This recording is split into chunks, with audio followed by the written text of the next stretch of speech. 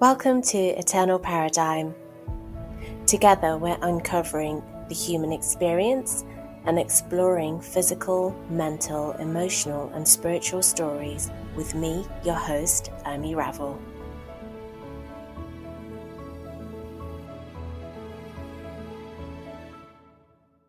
I had the pleasure of having an incredible conversation with an insightful 17-year-old who has an interesting take on life based on his life experiences and has also managed to navigate his understanding of the world through his passion for human existence and through the exploration of human limitations. My guest, Acharya, is an aspiring neuroscientist in his final year of study of A-levels in philosophy, biology, English literature, and psychology. You'll hear in our conversation why I took myself back to being my 17-year-old self. I asked myself, who would I want to talk to if I was 17 again? And could that person potentially get me to change the way I think or see things differently? So the answer arrived, and Aaron was the person who I chose to speak to. In my current journey, I've come to realize that philosophical questions and sharing ideas with my peers as a teenager, and even now, is something that I really do enjoy. So I asked Aaron some big questions, I think. I asked if humans have a soul, what he sees are the crossovers between spirituality, philosophy, and science. I'd say they're big questions. You'll hear that he didn't shy away, and he threw in some questions in there for you and for me to think about. So I started by asking Aaron what his 3 favorite books are to kickstart the conversation. And here he is. Well, the first book I'll go for is Robert Louis Stevenson's Jekyll and Hyde. That was a interesting book. It's a fairly well-known book. The idea is a scientist in the Victorian era dabbled with the dark side of science and created a potion which allowed him to change between Dr. Jekyll and Mr. Hyde. And it explored the kind of the split between humanity, that which is shown externally and that which is hidden internally, and the ability to switch freely between those. And I thought that made me learn a lot about people in general, because people don't always wear their hearts on their sleeves, show all their cards on the table. They keep their cards close for a lot of things. So it gave me a view which sort of more realist view on life. That's the first of my books. That's a nice book to read. Another book, Oliver Sacks' The Man Who Mistook His Wife for a Hat. Oh, I love it. Carry on, please. The title actually summarizes it really well, to be fair. And it's a book on case studies about psychological conditions and various people who have had really bad luck in life, with the man who mistook his wife for a hat being a man who had a visual condition which made him unable to create a whole picture and see things individually. That gave me more of a kind of a sense of connection to those with less fortunate circumstances and a more interesting view on medical conditions that aren't normally talked about these days. And I think for my final book, there's a lot I could choose, but I feel like the best one to choose would be Frankenstein. That's another popular book. The main premise is, of course, the man who made life, but he didn't like it. So he disregarded the monster that he created, and the monster ended up coming back to bite him. And that's a simpler message to gain from that. The fact of getting rid of your troubles and waiting for it just to come back and attack you afterwards. I think that's all I got from Frankenstein. That's fascinating, because I never actually saw Frankenstein from a perspective of karma, but now that you kind of mention that, I guess it does make sense. It does have a karmic feel to it, right? Cool. Okay. And so all 3 of the books and the themes that you've mentioned are very much about humans, human understanding, human life. And the second book, The Man Who Mistook His Wife for a Hat, you said talks about health conditions. Now, health conditions that we don't really kind of talk about today. Can you mention a little bit more on that, please? What are the health conditions? Well, health conditions that are if we take the modern day, majority of the health conditions would be the big hitters: cancer, diabetes, various organ conditions, motor neuron disease. That's another big hitter. Then you've got mental health conditions. They play a big role in our society these days. Depression, anxiety, multiple personality disorder, with all the films that have been released and the methods of expressing the severity of the conditions. But the smaller ones, like people with chronic pain symptoms, they may not be spoken about as much, but those can have a really detrimental effect on society and people, because the more chronic pain you have, in a book by a man called Deutsch, he mentions that one of his friends called Moskovitz, he studied into chronic pain, and the brain rewires itself to extend the severity of the pain the more you rely on it. And that is something that nowadays isn't spoken about as much, isn't given as much attention as the ones that can have,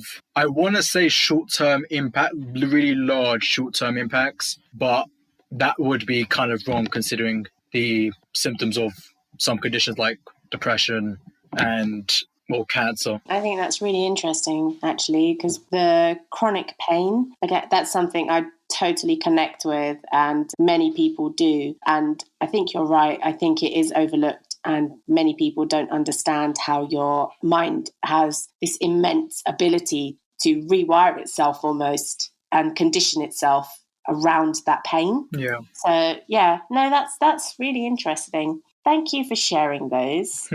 They're definitely interesting reads. At college, you have kind of done some very interesting things about, research into personhood and identity. Can you go into a little bit more detail about what that research was, what you discovered, and what did it teach you about yourself? So I'll give a bit of a rundown for those that are listening. In a philosophical sense, because I study philosophy, a person, or one that has personhood, is typically in possession of a form of rationality, so reason, being able to do higher order thinking. And as with a philosopher called John Locke, an idea of psychological continuity. It's like the causal connections. So if man A touched a fire and it hurt his hand, he would grow into man B and would learn that fire is hot, so he shouldn't touch it. But I found that line of thought interesting, and because it doesn't actually cover the degree of spirituality that humans actually think they have. So the idea that we have something more, there's something more to humans than a biological issue. Like we're more than just a brain in the box, for instance. And emotions, morality, the sense of identity that form this bundle that is a person isn't all linked to just higher order thinking. It's something a bit more. It can be classified as morality, which some definitions do give it. But a big idea that I learned from this is that humans are, there's the common phrase, humans aren't perfect. No one is. We all have issues that we have. There are people with less than perfect conditions in life. Some people with more than perfect conditions in life, in a kind of personal outlook on it. So we are flawed. We are irrational. We have the innate sense of value and giving value to things that we like and dislike, something that has more value and less value. The idea that humans are kind of this top species in terms of identity, because we have that mentality to be higher than others. As a side question, do you think that animals could be people?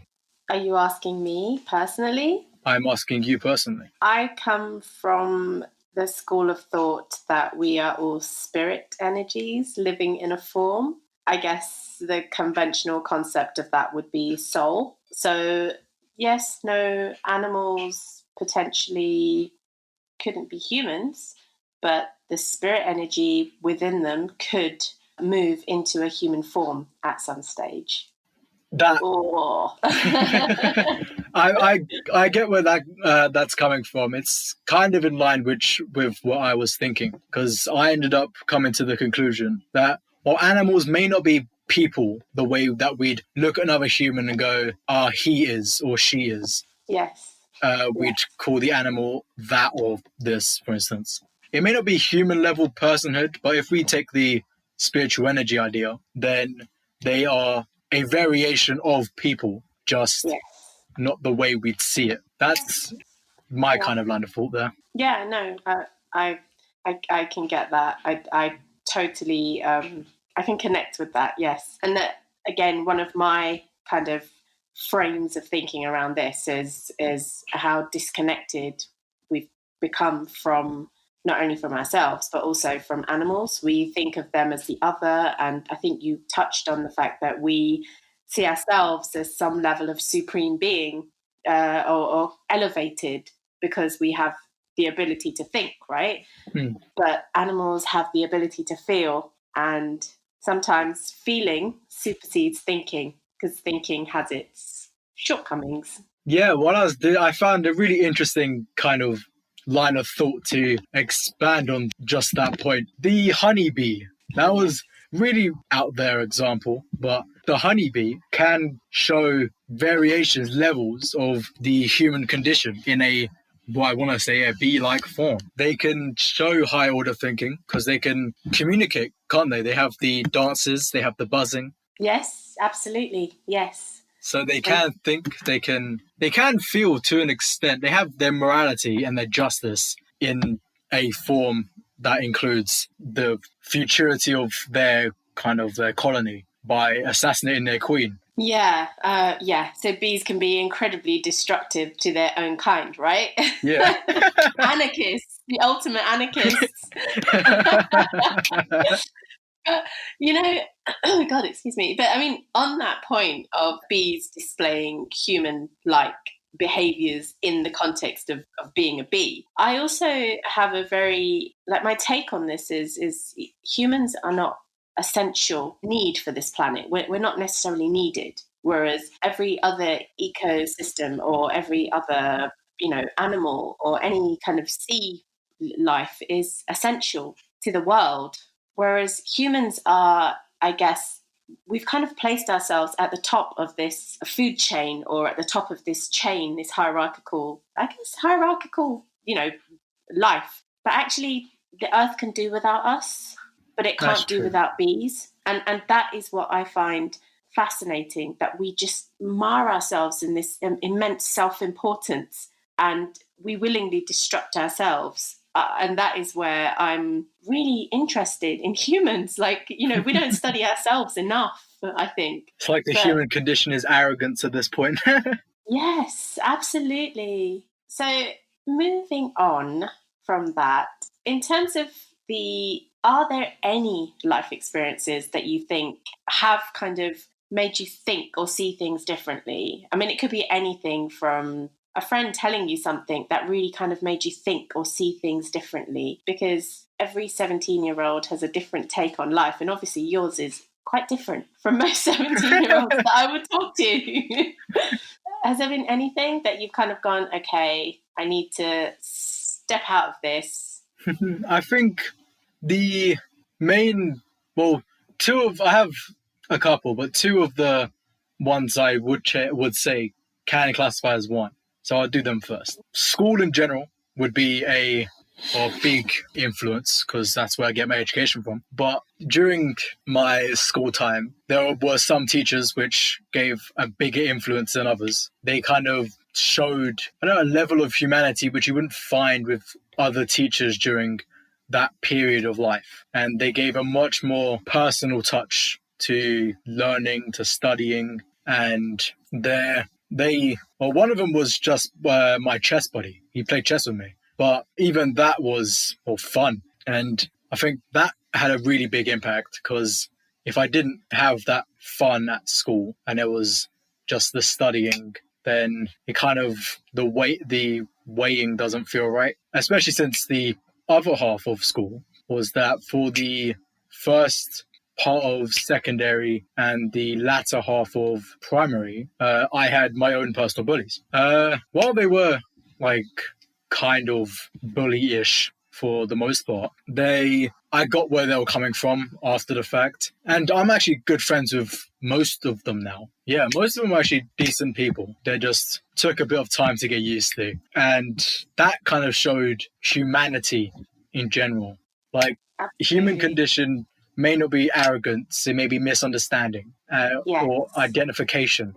That would be Yes. another way to identify. Oh, yeah, ironically, identify human condition as identification. Yeah. And I think the last one, similar kind of feel around it, would be the NCS, National Citizen Service, that I took last summer. And I bumped into a bunch of good mates there. And I think the reason why that would have been significant wasn't because it was connecting with people, having fun with people like school. It was actually the first day, within the first 4 hours of the first day, someone asked, okay, let's have a conversation about something random. Someone give a topic. And my first question was, do you think time travel is possible?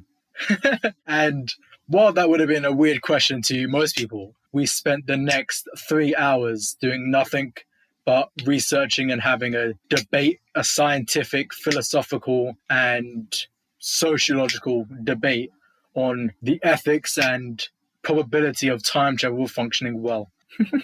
I love that. I love that.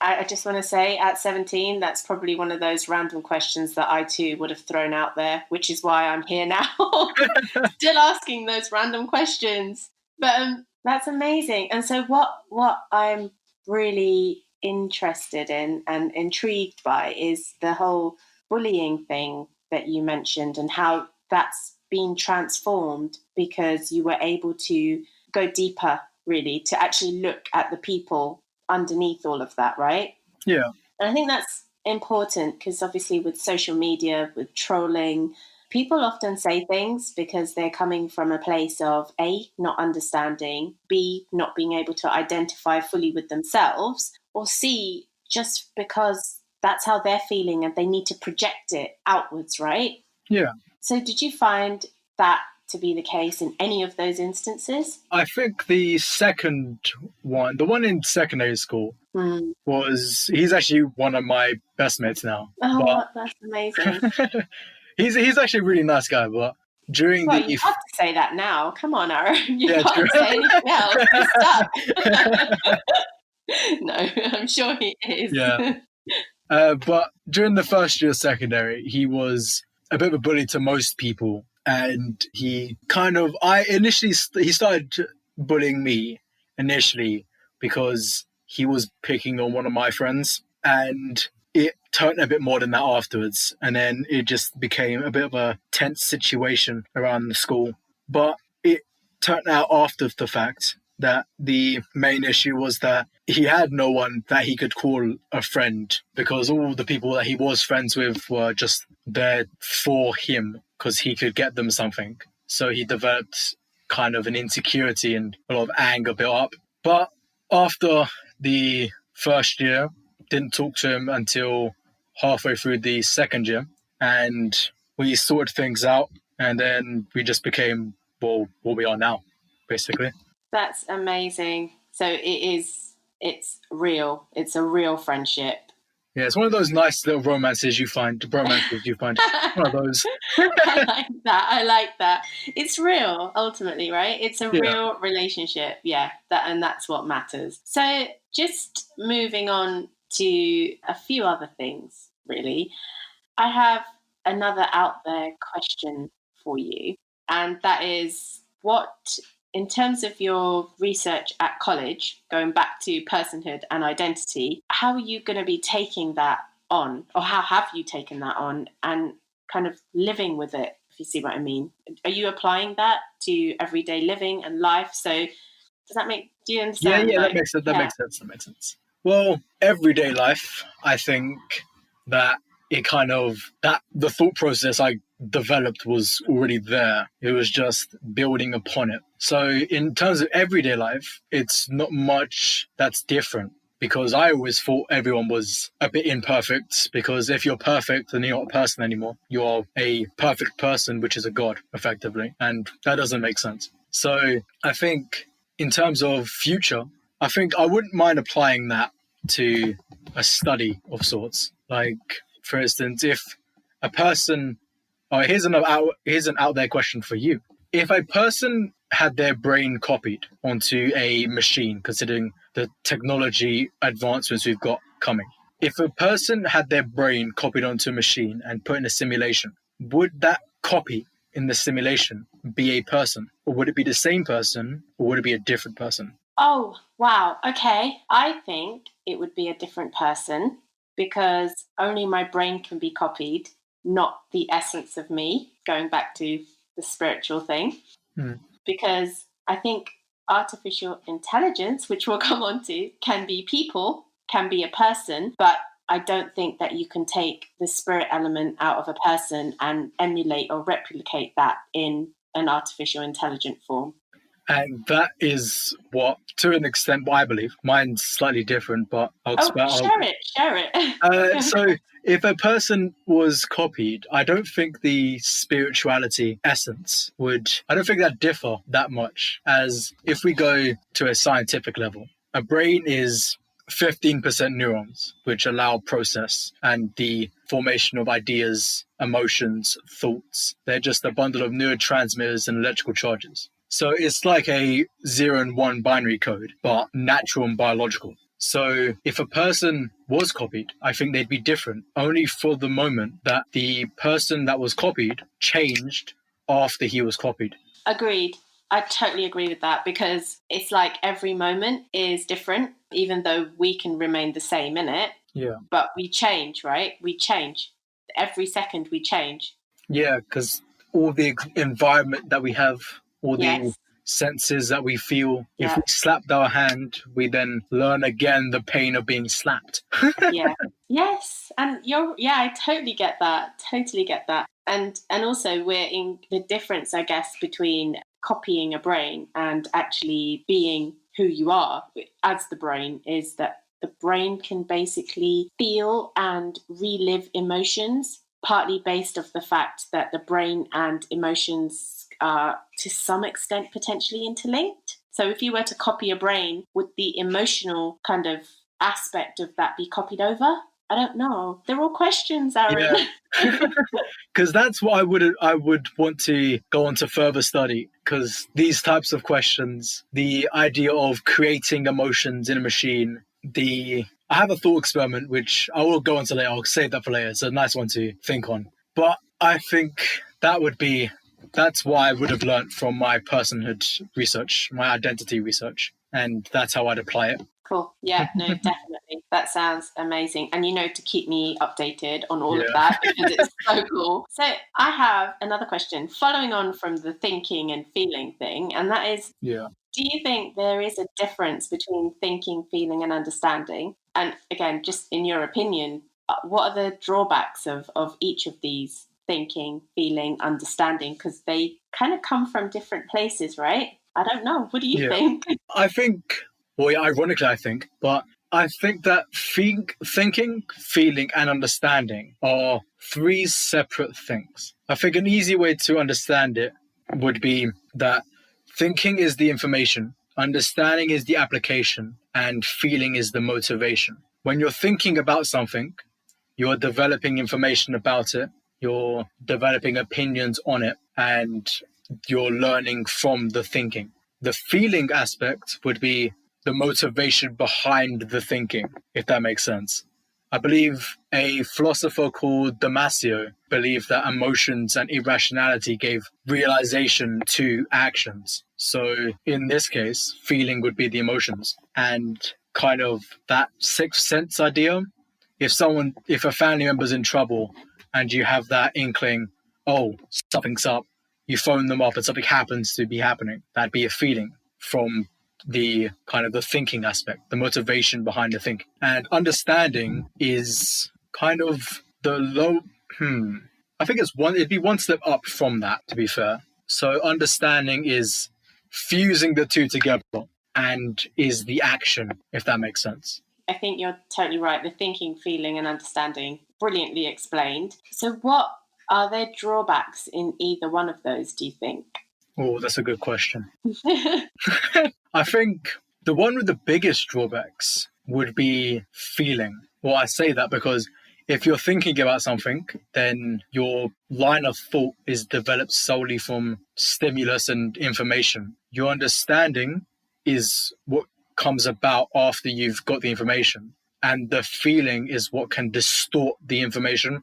Because let's say, for example, you have the knowledge that your husband come home late. And you also have the knowledge that when he comes back, his clothes are in a mess. And so you develop the feeling that something is wrong. So the idea that he could be cheating, going for a drink, or infinite amount of different possibilities of what could be happening. You just develop a feeling that something could happen. But in actuality, he just got on the train, fell asleep, and someone tried to take off his clothes. So that would have been something you thought of, but feeling can be what changes for history and reality. So on that point, would you even say that feeling is the basis of irrational thought? Yeah, I think feeling is irrationality, to be fair.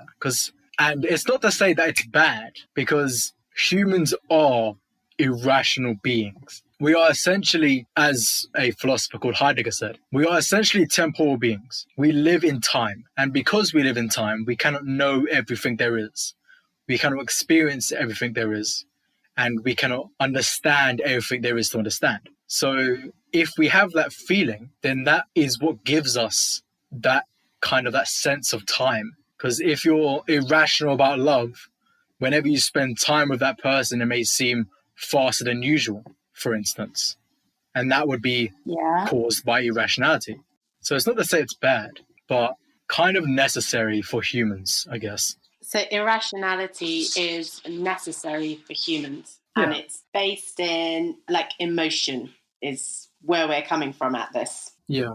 So a lot of your thinking seems to come from a very philosophical basis. Based on your understanding, I would like to know if you think that there are overlaps and crossovers between philosophy, spirituality, and science. And if you do think there are, what are they and why? Okay, so if we take philosophy to mean that it's also philosophy as the study of nature and the world and reality as it is, then if we take then science and philosophy, the combination, the relevance between those is fairly obvious. One is the thinking of the fundamental nature of reality, and one is the evidence of the fundamental nature of reality. And the way to acquire evidence, for instance, would be the science. That'd be where they'd overlap. I think spirituality would be a bit harder to place. It's kind of being concerned about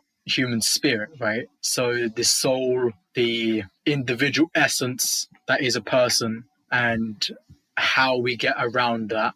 I think if that was crossover philosophy, we can see how that would cross over, because it's the understanding of humans and their soul, their identity. And as most of my research comes from philosophy, the links between what I've said previously and the definition of spirituality I've just given, then there's a clear connection between those. I do think the main, or it'll either be very hard or impossible to link spirituality with science, because science is fundamentally empirical in that it exists by gaining experience, by learning from experience. You cannot know the knowledge of the universe by sitting there closing and thinking about yourself. Just doesn't work. Interesting.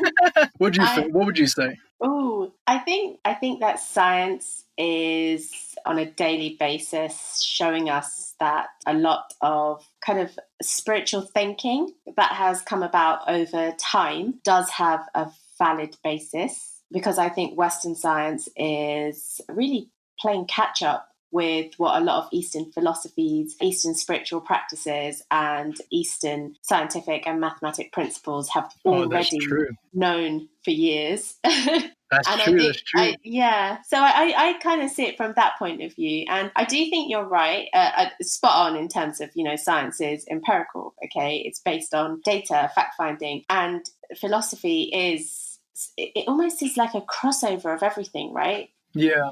And so I think that's where there is, kind of an overlap really between the three of them. And I can see where they all fit in together. So that's how I see it. But That makes sense. I can see where you're coming from. So if I move on to the next question, which we have touched on here when we're talking about spirituality and souls, but I mean, my question's directly to you now. Do you believe that we do have souls? Oh, I think there was a book by Dan Brown. I can't remember which one it was. I believe it could have been Angels and Demons, I think. But there was a scientist who believed they found the weight of a soul in that book. Of course, it's fiction because there is no weight to a soul. But in it, that weight allowed you to see that there was something there. If we go with a scientific perspective, then a soul could very much as simply be a brain. Yeah, just simply a brain, because the brain has all the function of individuality, all the personal experiences, emotions, beliefs, and perspectives on reality. And if we take, there's an example called, who is it? Phineas Gage, the man who got a steel rod blasted through his face during a railway accident. And his personality changed after his brain was damaged. And he went from kind to aggressive, sober to alcoholic. And I think if there was a soul and it was inside of the brain, if we were to go down a scientific avenue, then it would mean that the soul is, fickle in essence. But I'm not sure you'd agree with that. This is not about me agreeing or disagreeing. Absolutely not. No. It's just throwing lots of questions out there, right? Because I think they have to be out there. Actually, I do believe that. I do think that to some extent the soul is fickle, just as I believe that the mind is. I think the mind has the ability to be stronger because it's actually the mind that is conditioned in this form of life, if you see what I mean. Yeah. We're no longer encouraged to condition our souls because it doesn't bring you material benefits, does it? Even though it may bring you peace of mind, it's not going to make you that million, right? That's true. So I think that's where the soul is possibly fickle, and that's where the mind is much stronger than it needs to be. I have another question for you. So this is like, I know. Tell me to stop at any point or throw some things back at me. So as humans, do you think that we are evolving or devolving? Is devolving even a correct word? I don't know, but I've put it in there. So do you think we're evolving or just stepping backwards? What do you think? I think that I'd first like to get your opinion on that first. So I think we have evolved enough. I think we've devolved enough to finally evolve. I can see a marriage, I guess, between science and spirituality. And I can see almost like an awakening. People are waking up because nobody wants to live a life filled with, anxiety, depression, bad jobs, being conditioned into being unhappy. And we're seeing that around us so much that I think we're waking up. But that's just me. What do you think?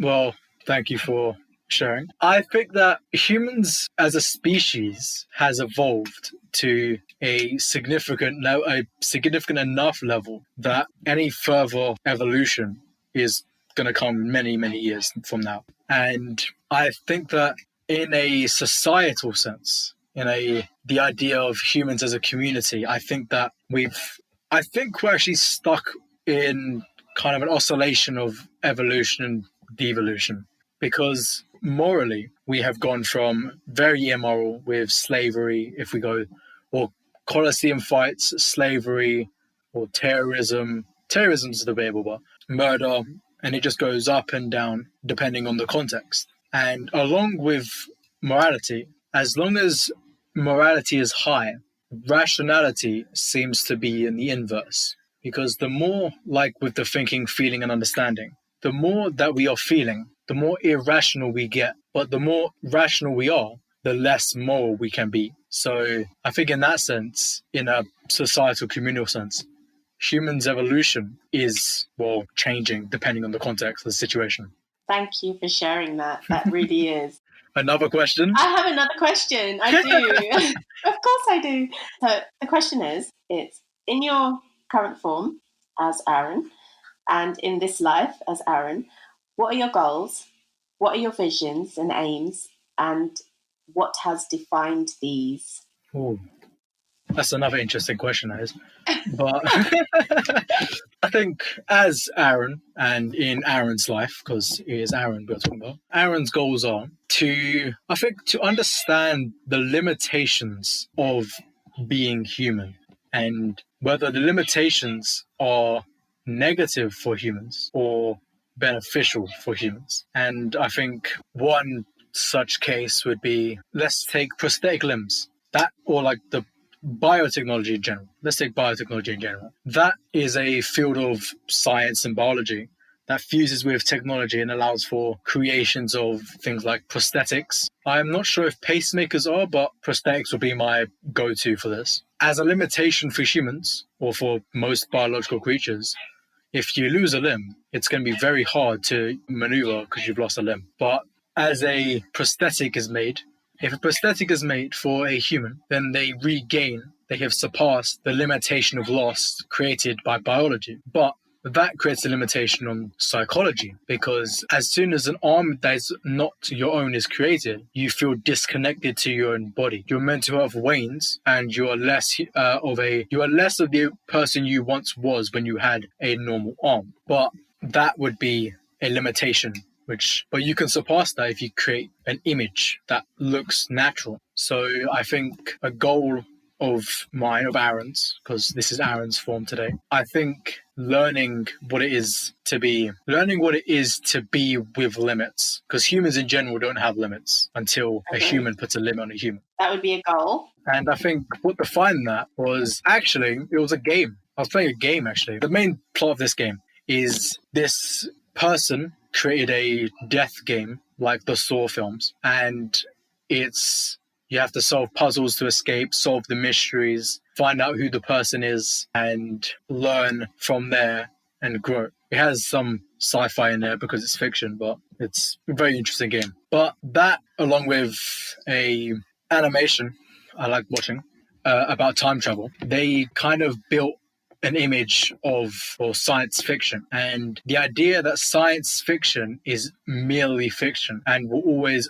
only ever be fiction, then that's just kind of sad. And so because I didn't like that, I thought, well, fine, I'll bring it to reality, and that will solve the issue. What are you aspiring to be? Have you got a career in mind, or where is all this wisdom and passion, where is it leading you to? Or where do you think it's going to take you to? I hope for it to take me into a field of neuroscience or around there to a biotech region, because the idea of finding human limitations comes from understanding humans in their most complex form. Because if you haven't got an idea of what they are, you cannot have an idea of what they can do. At least that's what I think. So if I want to bring science fiction to reality, I have to first understand reality enough to bring science fiction to it. Finally, this is my last question to you. So I know where you're going with all of this, but in your words, who do you think you are right now? Well, I am me. That's... If I simplified it enough, I am me. That is who I think I am today. And that's who you should be, right? Ultimately, true to you. Yeah. If a person says they are someone else, or if a person wishes to be someone else, that's impossible, because you cannot be someone else for you or you. I think that's the simplest form I can actually give that. No, that's good. Simplicity is good. Thank you, Aaron. That's really helpful. I hope you enjoyed that. Thank you for joining me for this episode of Eternal Paradigm. Join me next time.